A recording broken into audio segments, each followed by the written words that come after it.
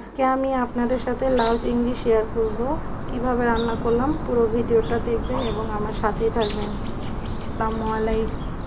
আসসালামু আলাইকুম।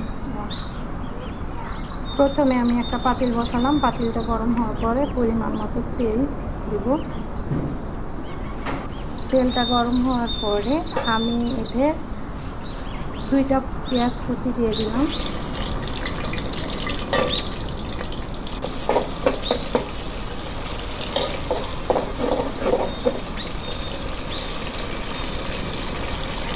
পেঁয়াজ কুচিটা লাল হওয়ার অপেক্ষা করব, হালকা বাদামি কালার হওয়ার জন্য অপেক্ষা করব।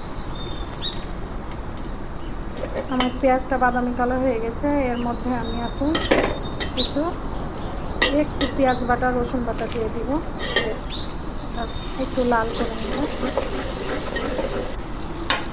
এবং 1 চামচ মরিচের গুঁড়া, আধা চামচ হলুদের গুঁড়া এবং 1.5 চামচ ধনিয়ার গুঁড়া, 1.5 চামচ ধনিয়ার গুঁড়া দিয়ে দিব। দিয়ে আমি এর মধ্যে একটু পানি দিয়ে দিব। এখন আমি মশলাটা কষানোর জন্য অপেক্ষা করব। দেখুন আমার মশলাটা কষানো হয়ে গেছে। এখন এতে আমি চিংড়ি মাছ ছেড়ে দেব।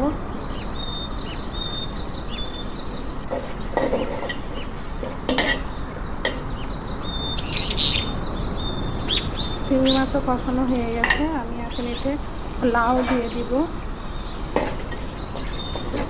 কথায় বলে, আমার শাশুড়ির মুখে সবসময় শুনি, উনি বলে ভালো ভালো মাছের পানি আর ভালো কাপড়ের কানি।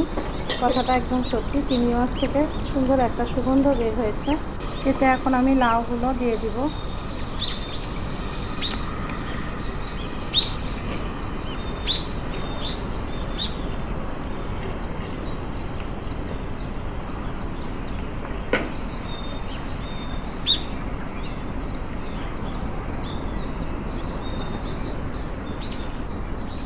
আমি এখন লাউগুলো ভালো করে নাড়াচাড়া করে দেব।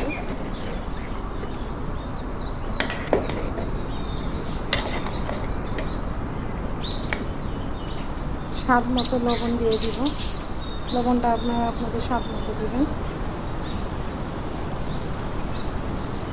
দিয়ে নাড়াচাড়া করে দেব।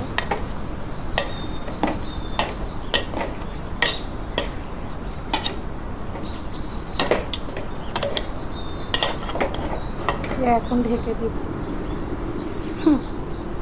মাঝে মাঝে ঢাকনাটা তুলে নাড়া দিব।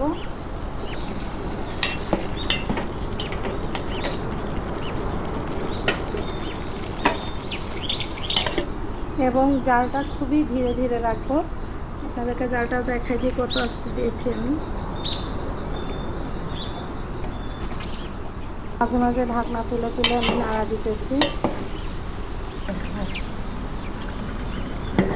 এবার একটা নাড়া দিলাম। কিছুক্ষণ পর পরে একটা করে নাড়া দিতে হবে। দেখেন আমি কিন্তু 1 ফোঁটাও পানি দিইনি। মশলা কষানোর সময় যতটুকু পানি দিয়েছিলাম বাকিটা সম্পূর্ণ লাউয়ের পানি। এখন কিছু কাঁচামরিচ দিয়ে দিব। এগুলো আমার গাছের কাঁচামরিচ।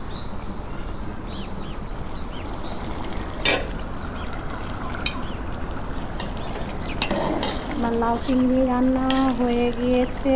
এখন কিছু ধনিয়া পাতা দিব, দিয়ে নামিয়ে নেব।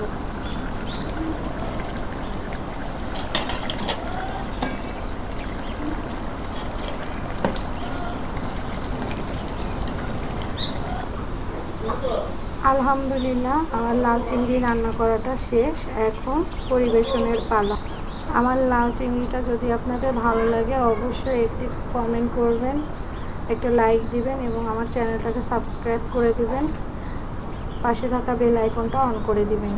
ধন্যবাদ।